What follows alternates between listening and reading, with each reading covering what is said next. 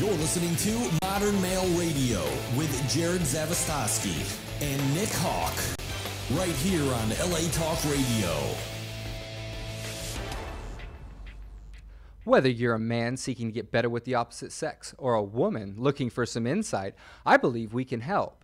Through a long process of trial, error, and market analysis, we formulated this show to help males become more modern in their mode of thought. We've developed a methodology of the modern male, a series of all the areas a man can develop himself to become more attractive to women. This show will teach you how to become the new archetypal male, a male with the freedom to dress, groom, and behave, removed of social constructs, and only adherent to the truth of what women seek.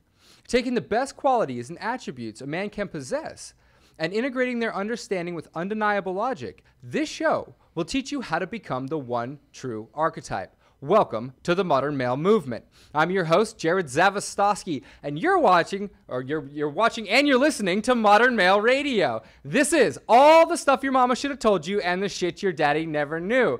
And as always, my co-host, entrepreneur, author, and actor, I give you star of Showtime's Gigolos. I give you the Sultan of Smooth, the Commander of Cock, the Tyrannosaurus Rex of Sex. Ladies and gentlemen, give it up for Lord of Them Thighs and all that's inside. Give it up for Nick Hawk. Thank you, Jerod. Welcome, guests, and welcome, viewers. Thank you for being a part of the movement. Tonight we are covering online dating and marriage, how to get the girl in today's high-tech world and how to keep the girl once you got her.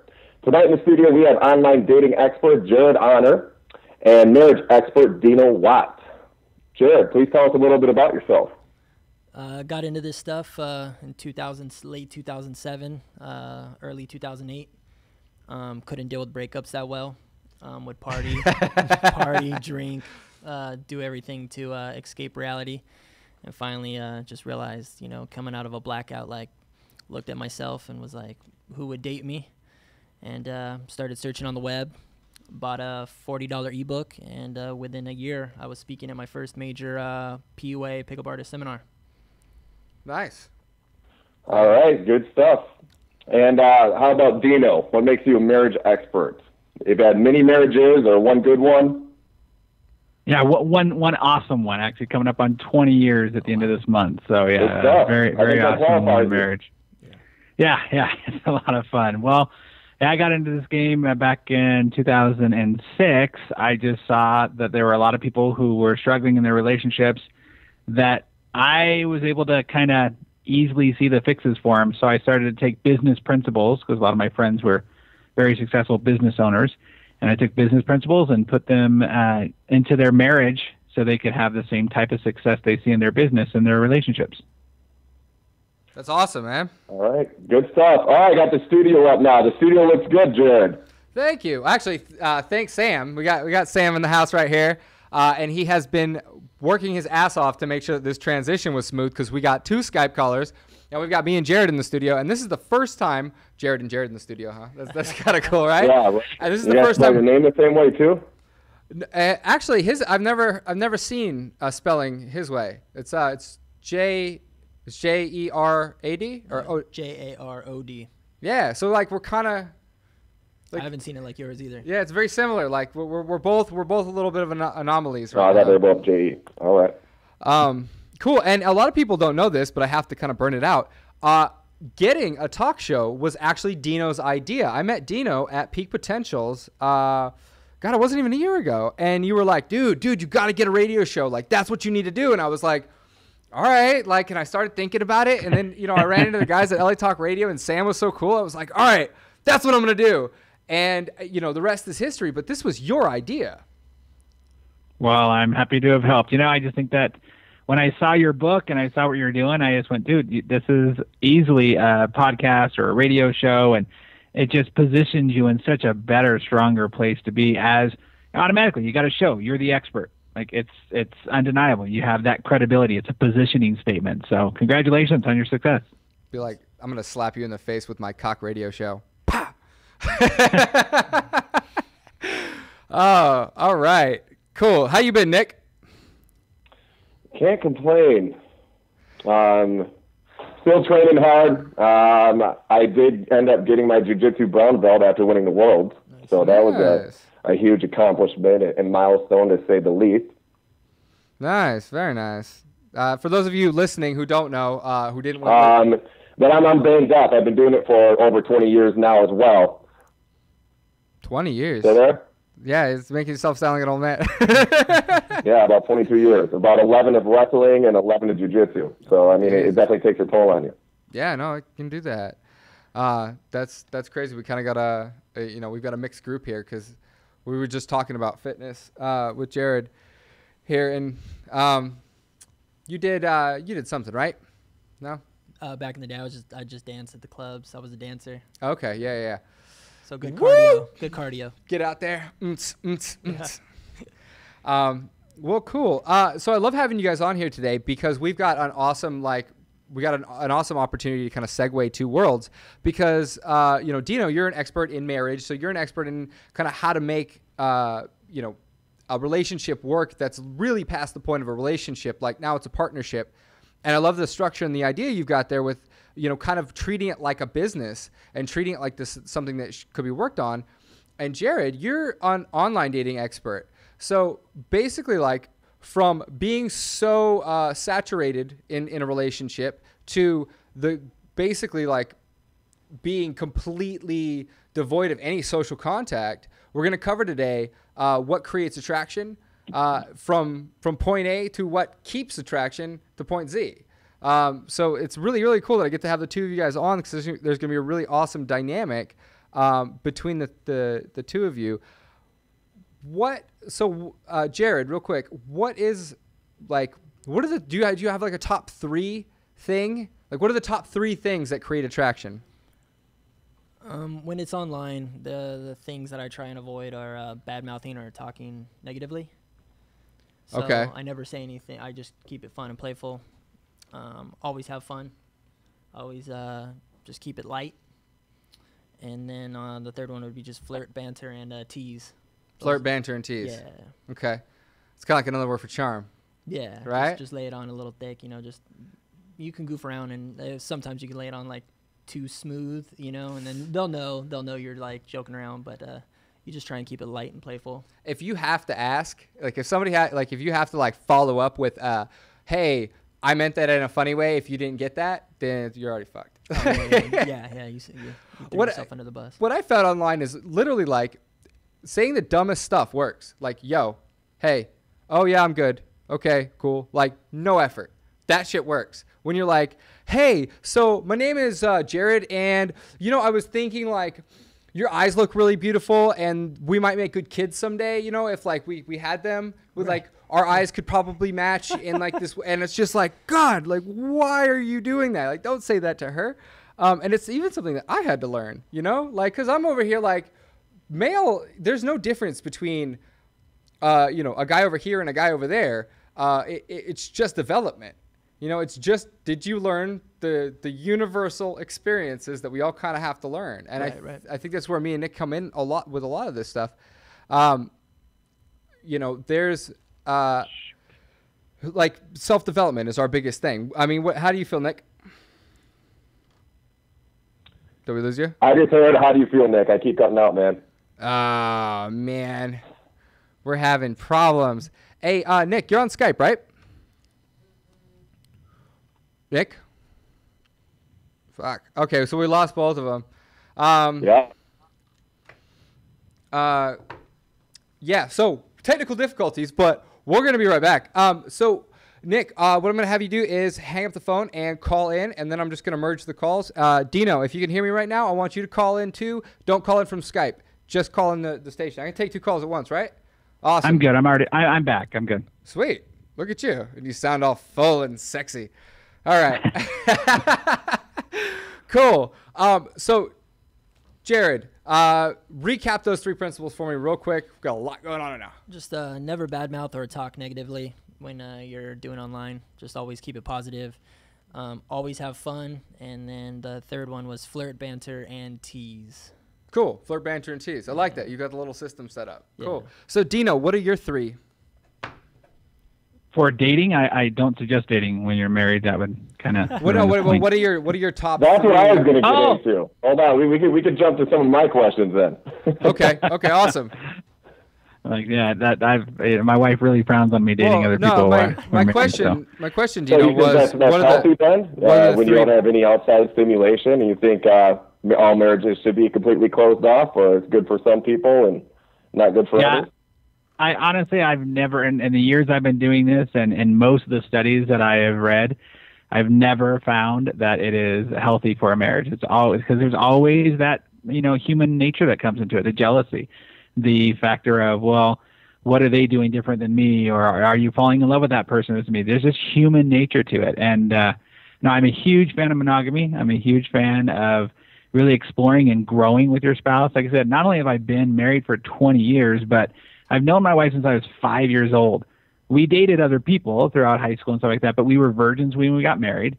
And it's just so fun and exciting to be with her and explore. And because we're willing to, I think the problem with a lot of marriages that grow and that don't grow and that flounder into other relationships is because the two people aren't willing to grow together and let the other people grow separately as well. So, yeah, I'm a huge fan of that. That's awesome.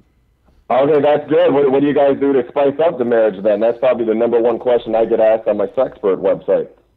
Well, one of the things that is interesting, if you look at most studies, married people actually have more sex than single people. Well, it makes sense, right? I mean, yeah, that makes perfect sense. What's that? I said that makes perfect sense. Yeah, and the thing is that what I teach is we teach how you get your expectations met every time as a couple, meaning, look, when you're getting into life, I've been married 20 years. I have 3 kids, teenagers. You're not always going to have the crazy hanging from the chandelier sex. And what we do is we teach couples how to communicate better from the place of this is what I want and this is what I expect, or this is what I'm looking for. What are you willing to give? We actually have a full course that that I call Cure to the Sex-Starved Husband, because it's about helping guys learn how to be guys that your wives want to have sex with more often. Nice. In our courses, we actually teach our couples you need to be having sex at least minimum 3 times a week. That's a minimum of 3 times a week. And when you do, you're going to make more money, you're going to be happy, you're going to be healthier, you're going to be more connected. And I agree 100% with that. I don't know about the closed relationship thing, though. I had come to find out, especially in my line of work and being in the adult business, in the adult industry, I've hosted a couple swinger parties. I'm at a lot of adult conventions with people, typically don't have, monogamous relationships. And I've come to find that they are some of the most open, and it's just my opinion from noticing this, especially the swinger parties that I've noticed, that I've been to. I really noticed that they're the most open and accepting and honest, and I've never gotten such a great vibe at some of these events I've been to. And there goes Nick. So it happens, folks. We're gonna set up a better Skype connection next time. Right back to it, Dino. One of the biggest, what I was specifically referencing was it wasn't how you create attraction with somebody that you're dating. How do you create attraction within a relationship? I get that it's all well and good to, make sure that you have sex 3 times a week, but how do you get that spark, that flame? What are the top 3 things that you do specifically, or that, you would recommend for somebody who feels like their marriage is in a rut? What would you do? Keep the wife interested. Yeah. Yeah. I think number one, the thing is touch. A lot of people forget that just non-sexual touch, just touching each other, holding hands, going and giving each other hugs, touching each other on the butt and stuff when they walk by. That is the flirtatious side that a lot of couples forget. They end up being roommates and kind of do this choreographed dance where they don't really touch each other a lot. Matter of fact, there's a study out there that shows that 75% of women who were asked said the number one thing they would wish their men would do more often, their partners would do more often, was just touch them when they went by. Oh, wow. Because there's that energy connection. So touch is definitely number one. Number 2 is being super, just transparent in communication. My wife and I teach this thing about how even when I'm attracted to somebody else, hey, I'm a human being. I'm going to be attracted to other people. A big myth that people have when they get married is, I should never be attracted to another person again. That's crazy. You're a human being. But I'm allowed to say to my wife, hey, man, I'm totally sexually attracted to that person. And she can say that to me, but we don't take that as a threat. We take that as an information of going, oh, really? What is it about them that is attractive to you? And sometimes it's just their energy. Sometimes it's the look. Sometimes it's their hair, whatever. And we have that conversation, and that helps us grow stronger. And then the other thing that I think keeps us attracted to one another, I got to tell you, in a marriage like mine, 20 years, it's what we've been through. You know, I totally respect our journey that we've been on. And there have been times where it's not been great. And there have been times where it's been ridiculously insane good. But it's that journey they've been through. So that's awesome. That's beautiful. Do we have Nick back? I'm back. I caught the end of that. I like the end of that. I have no idea where you lost me. I went on about a 3-minute rant. We segued right into attraction. I just like to say that I agree. I understand what you're saying totally about that openness. I come from the place of, I do a lot of the study stuff too, but both my grandparents were swingers. So I know the world. I'm not, an idiot to it. Seriously. Wow. My grandparents in California, they're raised in Fontana, California. That's where my mom was raised. I never understood as a kid why. I thought it was just a cool thing. They had an indoor swimming pool, with a cover over it and all that stuff. And I thought, wow, they're cool people. We're in California though. Why do we have an indoor pool? Until later on in life, my parents told me that they're swingers. They used to hold swingers parties all the time up until they were grandparents and stuff. But they had the worst marriage ever. That's got to be a dirty fucking pool. Is anybody else thinking about how dirty the pool is? Like, did the kids swim in that thing? Yeah, no. Don't make me think of that, man. It's my grandparents. This is wrong. Dude, that's wrong on so many levels.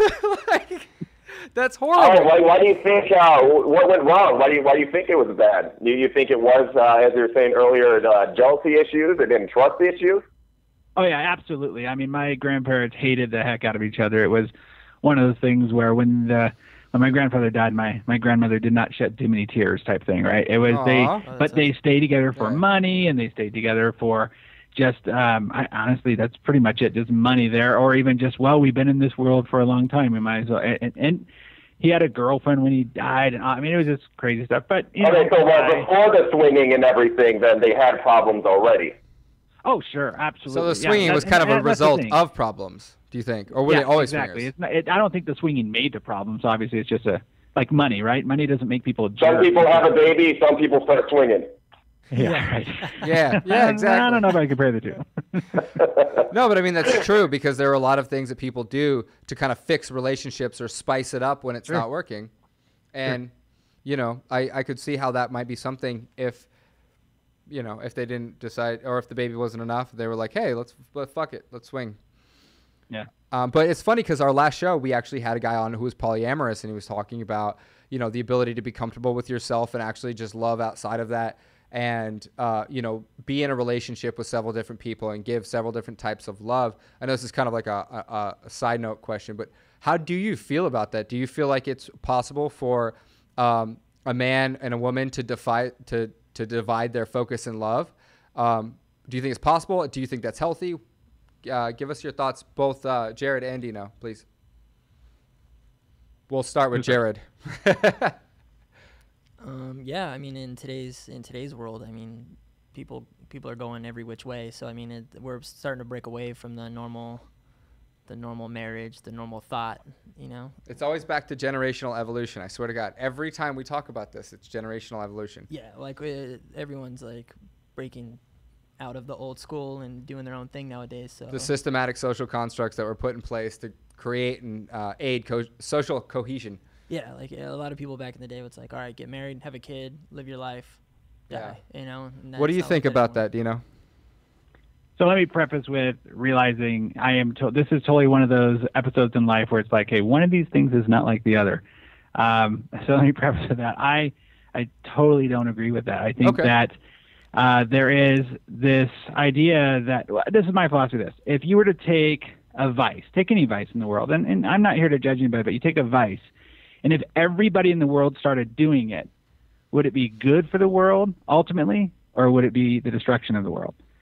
And I think that if you don't have people who are willing to work through the hard times and look through, no, man, you can love other people, but to be in love with this other person and recognize there are times where I'm not going to be in love with them, that I got to work to make that love work. I think one of the challenges of our society today is we have this throwaway society. It's like, well, I'm not in love right now, or I haven't been in love even for the last month or year. That means it's over. No, you work. You worked to get in love. You work to stay in love. So, and for the record, I don't know if I can agree with that. Yeah, for the record, I actually support that as well. I've always been very strictly monogamous in my relationships, and it's just interesting to share and kind of, so don't feel like we're disagreeing, because it's something that and Nick is kind of the complete opposite of that, but we both kind of see where the two. Yeah, totally. And I'm a lover as well too, and I'm always looking for that special someone that I'd want to spend a long part of my life with. Hold on, it's blowing up right here. What's going on? You told me to enjoy it. I'm the same way. I don't. Oh man, what a clusterfuck this is. But just we're having a show here. What's that? I'm saying, just generally speaking, with like the way people are today. I was just speaking on that, but yeah, I'm the same way. I'm looking for that one girl that you could crack jokes with when you're 63. I think it's the unicorn. It's the innate. Like, we all want that. Yeah, and I think there's good and bad. There's a lot of bad that comes with a full-time relationship too. I almost think it's better. We've become more of an independent society as well, and I think that's what makes the challenge of living with someone and spending every day with someone, such a challenge. And obviously, it works best if you both have your own life, you have your own friends, you socialize separately, you both have a job and a career ahead of you as well. But I think once you get to a certain point and that foundation is built, that it's okay to experiment outside of the relationship, and or just have multiple people and keep to yourself, be this independent person, and see a few people on the side. As long as you're honest with yourself, I think that's where the root and the base of everything comes from. There's people who are in committed relationships that shouldn't be. Then there's people who possibly venture outside of relationships where they shouldn't. I definitely I agree. I can kind of see that. What do you think, Dino? Yeah, I hate to be the ass here, right? That's not being an ass, man. That's what the show's for. The premise is that it's a drudge, or it's hard to be together with the same person for the rest of your life. I don't agree with that. I think that the beauty it's hard to spend a large amount of time with anybody. If it's your brother, your mom, any other family member, your best friend, it's hard to be around somebody for a long period of time. Yeah, but things that are hard, when you do it for long enough and you actually focus on it, they make you stronger. Going to the gym is hard every day too, but you guys look like rock stars because you do. I don't. Fair enough. Fair enough. Hold on a second. I'm gonna do a switch move real quick. I was gonna do this a little smoother. All right, let's see how that looks. For those of you watching at home, this is our first day on TV, so we're doing some experimenting to kind of see how all this works. And I'm gonna snug right up here next to Jerod. And cool. So see how you guys like that as well. Awesome. Do you guys believe in the kind of the fairy tale romance? Like, you fall in love with somebody, you fall madly in love with them, and you never, it's just that they're that one. They're that meant to be person, or maybe not meant to be, but like, even on a scientific level, they could be down to that. They're just the most genetically compatible person that you've ever found, and you're head over heels for them. And I mean, what do you guys think about that? Do you believe in the one, or do you guys do you hope that there is, but not believe that there isn't? Like, I still got you guys, right? Yep. Okay. I just don't know who you're asking. I'm asking everybody. Like, this is a general thing. I don't believe that there is the one. I believe there's the one that you create. I believe, like, my wife and I. My wife actually coined this saying that, soulmates are not created. I mean, the soulmates aren't born; they're created, right? You make your soulmate who it is. You work hard to make that relationship special. I think people who get married purely because of love are in for a world of hurt. So you actually you think that people. So you create your own reality, basically. You could marry anyone and make it into a conducive relationship. That's what you're saying. No, absolutely not. No, that's what I'm saying. No, I'm saying is that when you find somebody, just because you fall in love with somebody is not a good reason to marry them. what you do is you find somebody who you can be compatible with, and you have certain specific dreams and goals together, vision of life and how it should be, and you have a common goal and desire that is bigger than the two of you. So you're into practicality over like, drop down, knock out, like love. I love you like so bad I want to eat your face. Well, here's the reason. We know that science, the higher the emotion, the lower the IQ, right? You get in a fight and an argument with somebody, and your blood starts boiling, and then you leave that argument, and 15 minutes later, you're like, man, I should have just said that, and I would have totally knocked him down, because you're clear. Your blood pressure drops down. Well, that same thing happens in love. When you're in love with someone, you're madly in love, like I want to eat your face type love, you're not thinking clearly. You're stupid. And then you add sex to it. I mean, you might as well put a helmet on, because you're probably drooling, around. Like that's what goes on in the brain. And so, yeah, to do it for love. It's your brain rewarding yourself for finding a compatible mate. It's actually a release of dopamine and other chemicals. Some of them that do benefit you, it does cloud your mind. But yeah, that is what exactly love is. So love is basically a genetic defense mechanism that clouds your brain in order to ensure the survival of the species. That's what all this boils down to. Okay, cool. What do you think, Jerod? It sounds good. Just sounds good? Sounds good, yeah. This is part of the pickup madness right here. When it comes to all that, so basically what you're saying is, like, once you feel that way, you have to step back and think about it logically rather than going straight off your emotions, correct? Yeah, absolutely. You do, or go have your little honeymoon, though. I mean, you can have some fun. Eventually, it wears out anyways. I used to bounce around from girl to girl to girl when I was younger, and it's fun being in quote in love with somebody. But once you understand what it is and what it's doing to yourself, then it might not be as fun anymore. See, I'm just gonna put it out there, guys. I believe in Prince Charming, fairy tale, romance. I believe but I don't disagree with you, Dino, either. I think that there is work involved, and there are times when I don't feel like getting a girl flowers, and there are times when I don't feel like laying out the red carpet for her, and there are times when I don't feel like being proper at that moment. But you have to put in the work, you have to put in the structure, you have to put in that logical thing. But then I also love keeping that storybook romance brewing and constantly like. It's almost more important to me that we don't lose that, because that's the glue that binds us together.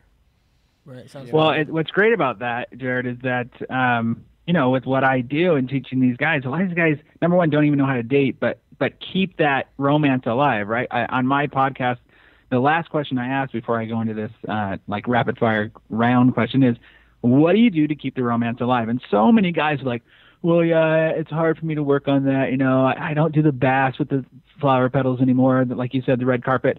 And I'm like, man, you guys are thick stupid. Like, it's the simple things. It's the little things that actually turn your wives on. Like the email that says, hey, man, or hey, I'm thinking of you, honey. How are you doing? Or the phone call in the middle of the day. That's the stuff that turned your wives on. So it's both of those, right? It's having those moments where you can make it special for her, and then also having the little tiny things that add up, because you are living a life and a relationship together. And see, this is a male-female dynamic thing that's really interesting, because men kind of equate their best selves with the ability to not communicate or be silent in the same room. You notice when friends become really, really good friends, they don't actually talk as much. They kind of look at each other and they know what they're communicating telepathically, whereas girls are always, they want to talk.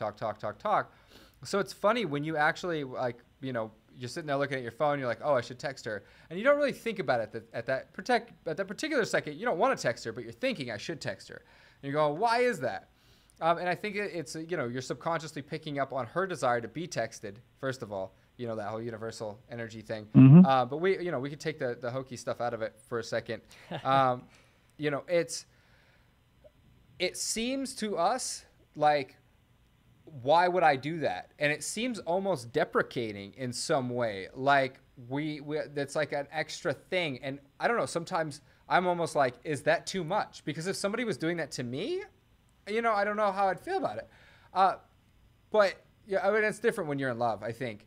But it's just really like interesting, strange dynamic there that, girls constantly want to be reminded, and they constantly want to be nurtured and cared for. They want to know that you care. Yeah. And men. Yeah, but there are some guys though that have to. There's some women also that have to realize the kind of guy that they're getting involved with, because like my father-in-law, he's the type of dude that said, "Hey, I told you I loved you when we got married, and if that ever changes, I'll let you know." Oh wow. So don't expect me to say I love you every 3 minutes, right?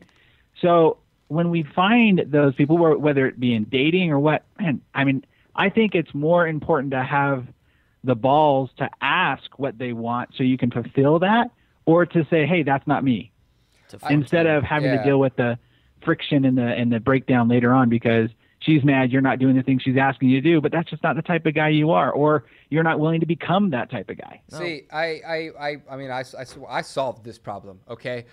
And Disney did it for me, actually. Disney, like, they put out all of these movies about Prince Charming, all these Disney movies.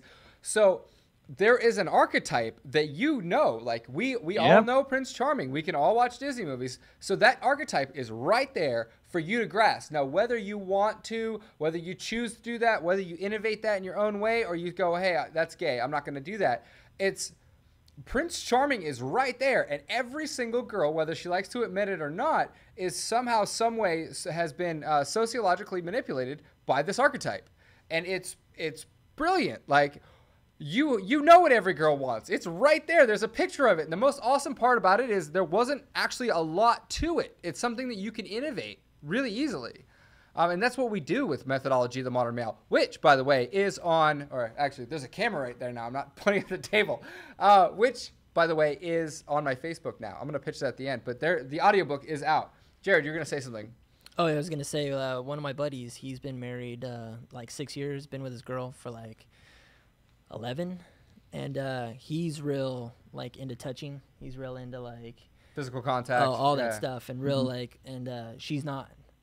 And and I'm like, yo, like, dude, you gotta talk to her. And he's like, no, I just sit there and every once in a while I'll be like, she'll walk in the door and I'll just be like, I'm feeling a little horny, and I'm like, no, dude, you can't hit her with like, let's just go have sex. Yeah, you can't ask her. I'm like, you can't do that, dude. You gotta man up and take it.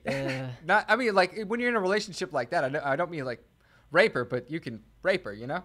Like, just take control of the situation and like be like, hey, like, I even told him too. I was like, look, she takes the kids to daycare, goes to work, comes home, takes care of them while you're working. I'm like, well, why don't one of these days you leave the shop early, get all that situated, so by the time she gets home, it's all taken care of. So then, that's she's very not tired. smart. Yeah.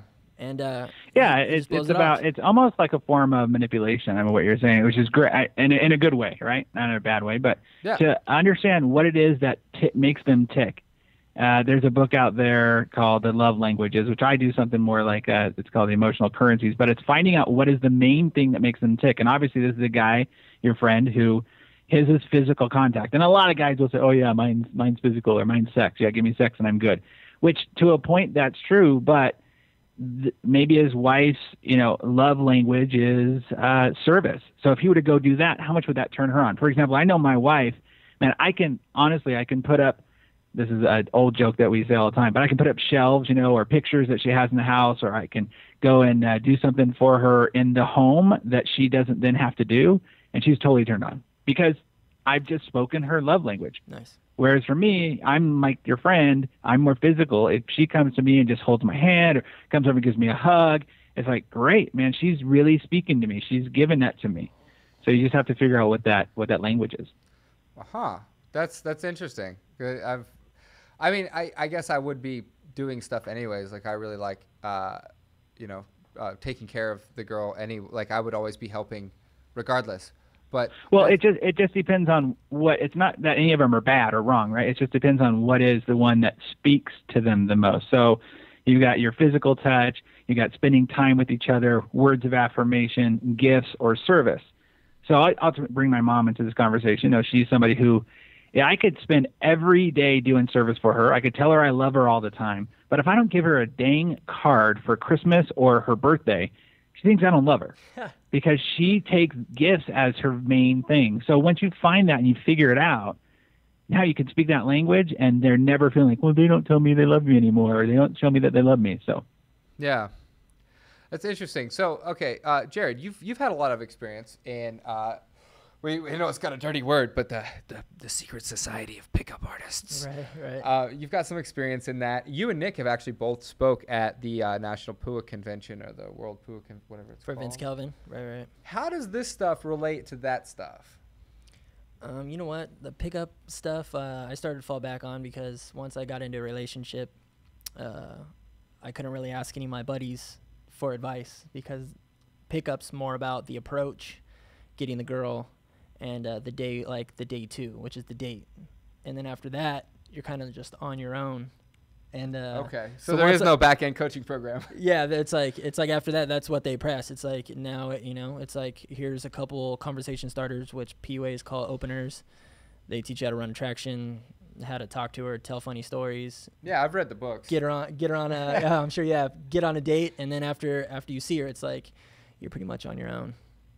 I mean, there are some pickup companies that like try and have relationship books, but I mean, a lot of the gurus are actually single. Which makes me laugh. Indeed.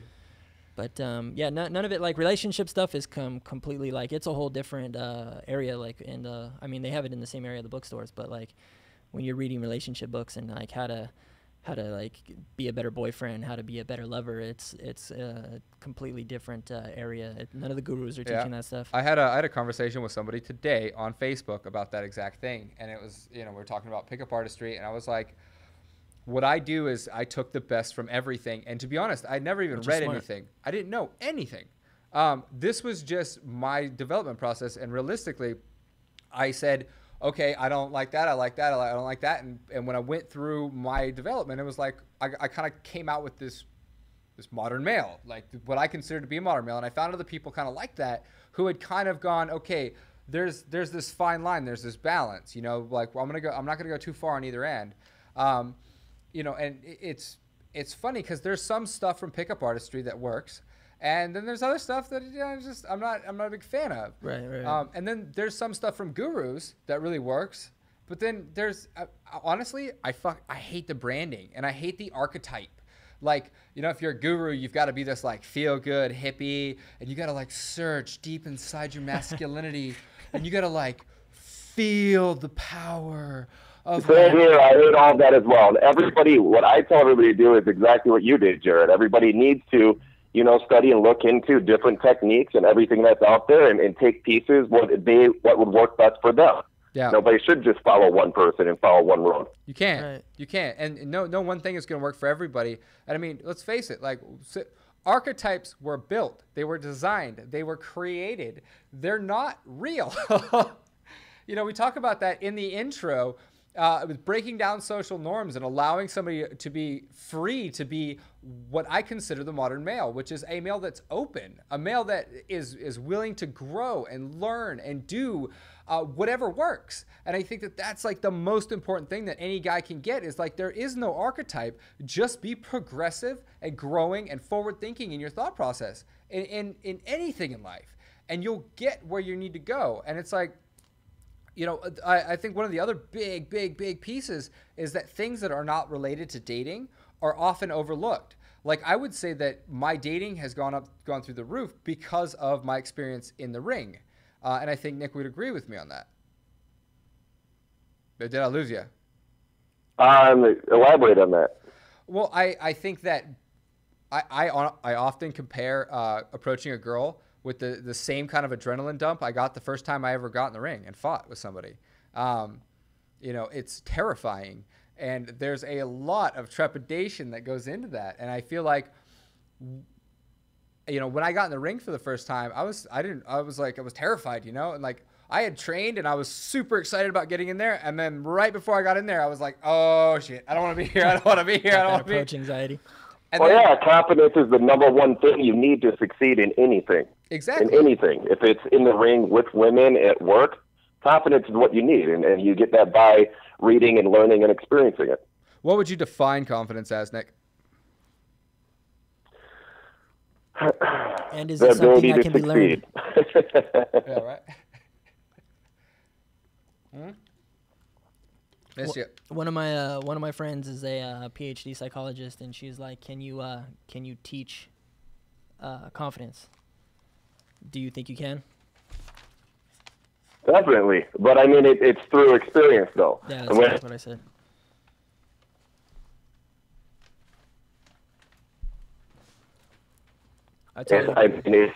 He's cutting in and out. Hey, buddy, you still there? Dino. Yep. We got you too? I'm here, yeah. Okay, cool.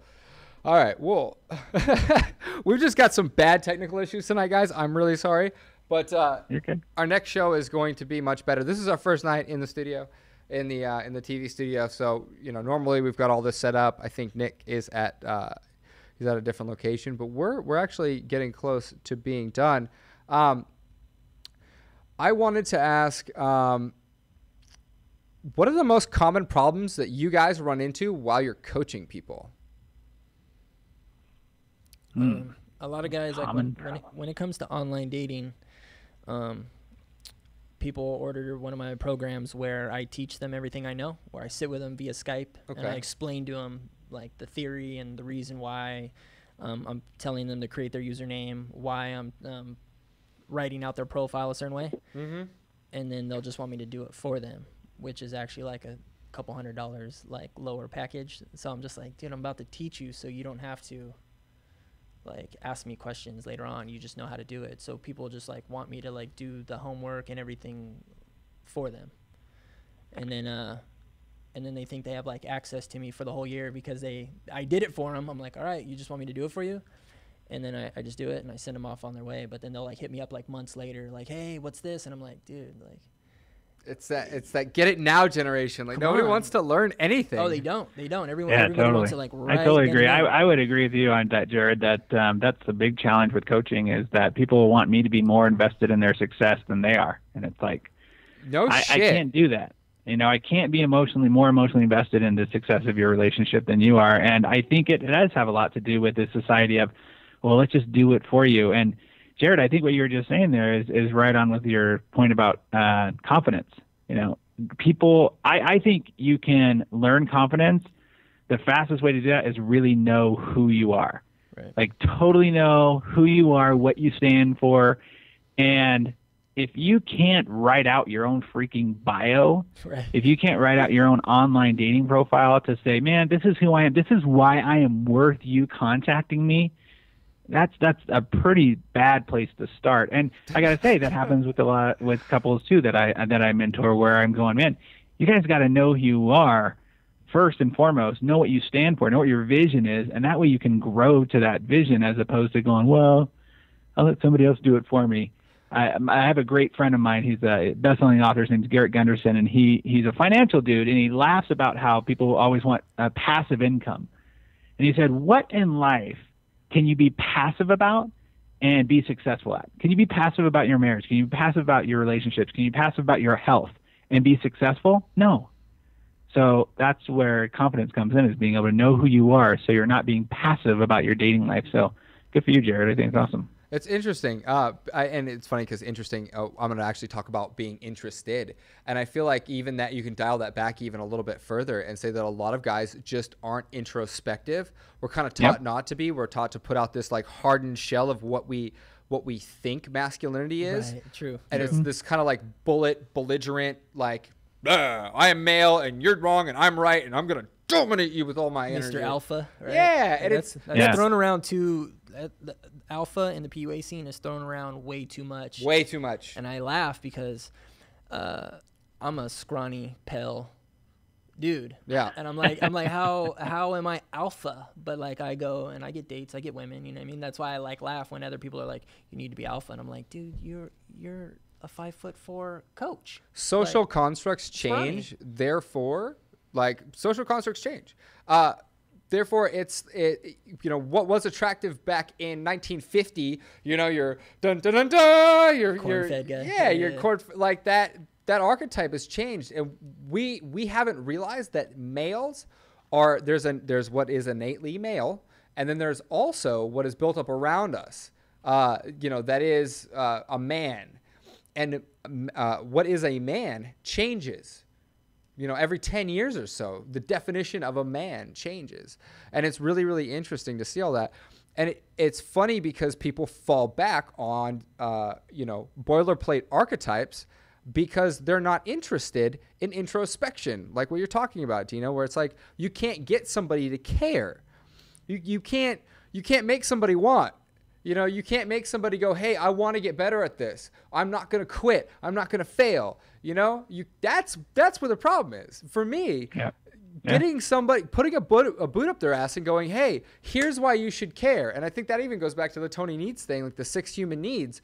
We've got so much available information that we're not ever actually going, oh crap, I'm gonna grab this thing. I should probably hang on to it. Oh yeah, in the information information era. Oh yeah. Oh, it's terrible. Like I was telling one of my friends, I was like, I mean, it's not about dating, but I was like, I was reading something on health, and one of the blogs said fruits are bad for you, and I was like, you know what? I give up on the information era. I'm done. Wow. Fruits are bad for me, and so it just comes to show how much junk and like crap is like out there on the internet. And I agree with you because a lot of guys, what they'll do is they don't like when I got into pickup, I studied one ebook, just one. Which one? It's called Get the Girl Manual by this pickup artist named Meow. Okay. A lot of people don't like him. Like okay. a lot of the PUAs don't like him. I took that $40 ebook and ran with it. That's how I got to speak at the PUA World Summit in 2009. Okay.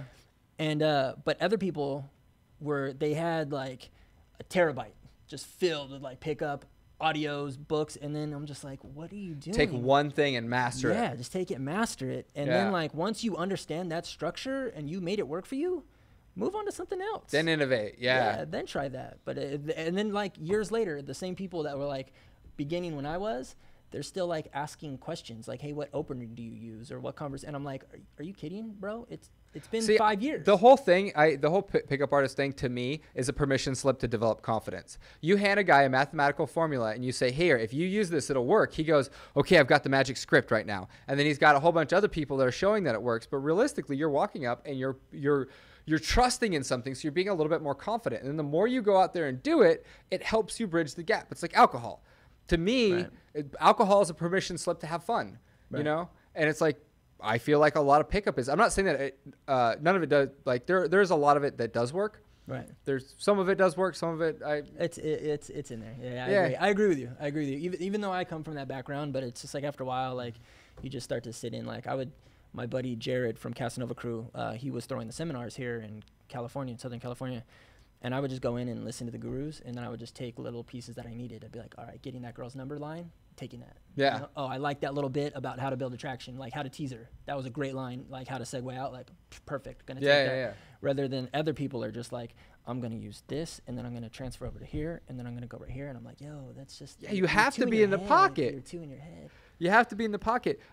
So Dino, I mean, honestly, am I the only one here that thinks that pickup could actually work within a relationship really well to kind of tease the other person and get the other person like interested and kind of sexed up? Like, don't you think that would? No, absolutely. What's funny about this is as I'm listening to you guys, talking about what you like and don't like about the pickup world is that program that I talked about, The Cure to the Sex-Starved Husband. I actually interviewed a guy for the program who has a book called the 2011 Men's Sex Primer or something like that. His name's Athol K. He's from New Zealand, but he went and studied pickup artists and took a lot of their information and created this book that helped husbands, learn how to be better at picking up their wives. Yes. And so The Cure to the Sex-Starved Husband, I gleaned a lot of that type of stuff off of it by saying, like when you guys talk about the alpha thing, one of the biggest challenges in marriage is that these guys become emasculated and they don't know how to be alpha. It's a little different, obviously. Like in a marriage, alpha can easily just be stop saying I don't know, right, or tell your wife what you want for dinner, as opposed when she says, what do you want for dinner? You say, well, I don't know, whatever's good.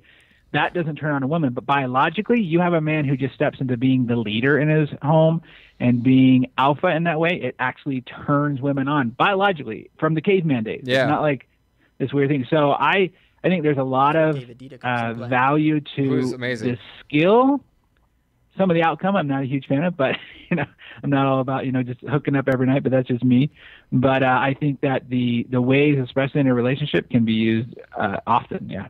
Cool. So we got to wrap this up here real quick, but you mentioned a really good thing, and this is awesome because I've read a lot of books on a lot of different stuff, but the one that affected me the most, the best book that I've ever read on relationships and dating was David Deda's Way of the Superior Man. Oh, it's killer. That book was just boom, like it put everything in perspective. Suddenly I got the male-female dynamic, and I understood what it was to be in a relationship with a woman as a man. Yeah, my best friend, she's like the alpha female, like her ex-boyfriend who she had a kid with, like she would again, another woman that would like wake up, do the kids, take them to work, take them to school, go to work, then come home, kitchen, homework, cook, on the weekends, watering the lawn. Like she was like the head of the household. Damn. And then like the guy was always wondering like why he wasn't getting sex or getting laid. Yep. And I'm like, yo, dude, you need to like, how like what? Yeah. It trips me out. Like I'm just like, these guys just like, but you can't sit there and tell somebody that doesn't want, your advice. Yeah. You lead a horse to water, but you can't make it drink. All right, guys. So this is did you have a thought on that, Nino, real quick? No, I totally agree. Absolutely. Yeah. I see it all the time, and it's just like, dude, and it's not a big deal. Like even if that's her personality, that's fine. But learn how to be the leader in the home, be an alpha to where she can at least respect it. And like I said, biologically get turned on by it. So absolutely, Jerod, I think you're right on. Yeah, I mean, like there's a dominance and a submissive in different areas within the household, and you have to work as a team. If you're better at that, then you know. But there absolutely has to be something that you are good at. And it's funny because even in relationships, you kind of start to see that dynamic. Like in the beginning, they're trying to find out which place they fit, and they start to oppose each other. I'm the man. No, I'm the woman. I got to nurture. And that's where a lot of relationships fail, is they actually don't know how to find that balance. Right, they butt heads. Like right in the beginning, they don't understand like their roles because they don't understand themselves. So real quick, guys, we got like a minute left. I wanted to, where can people find you, Jerod? What would you like to pitch real quick? What2messagegirls.com. It's my online dating where I give advice. Okay. It was down for a couple months, so I'm transferring all my blog posts over to it for my other one. And it's just what2messagegirls.com, spelled out just like that. What2messagegirls.com. Yeah. Okay, awesome. And people spell your name. It's actually on the thing. So is there anything else, any social media profiles you want to direct people to? No, that's it. Just the website. Cool. And Dino? Yeah, you can find me at dinowatt.com. That's DINOWATT.com. The majority of my clientele are more higher-end entrepreneurs, your doctors, your orthodontists, and stuff like that. But Mr. you can get a lot of free stuff up there. Their dentists have one of the highest suicide rates in the country, so I figure why not go help them out, right? Really? Highest suicide and drug rates in the country. So, you can go there. I'm also on Facebook there at the Business of Marriage under Facebook, or just my name, Dino Watt. Awesome. Okay, awesome. Real quick, so they have the highest suicide rate too. I'm like, I don't. Like, yeah. Dentists have one of the highest suicide and drug rates in the country. So the dentist, their divorce rate isn't that high. Maybe they worked so hard, made so much money that they'd rather kill themselves and get a divorce. Isn't that crazy? Do you think it has to do with the relationship? Oh, I think a lot of it does. Yeah, there's huge infidelity rates in the healthcare world and profession and stuff too. So yeah, that's insane. All right, well, crap, man. Thank you guys so much for being on the show. This was awesome. I apologize for our listeners at home. I know we had a lot of technical difficulties, but we're going to make it a better show next time. We're going to figure this out. We're actually going to get Nick on a phone that works, and we're going to, we're going to make sure to only have, I really thought you were coming in the studio, Dino. I know, that's so funny. I had no idea you lived in Utah. Like, how dumb is that? But, thanks for Jerod. Honor. That's such an awesome last name. Honor. And that's all for tonight, folks. Thanks for tuning in to Modern Male Radio. Thank you. I had a lot of fun. Cool. Thanks, man. Then we're hitting the thing. I didn't know if I'm... Okay, here we go. There we go. You're listening to Modern Male Radio with Jerod Zavistoski. Right here on LA Talk Radio.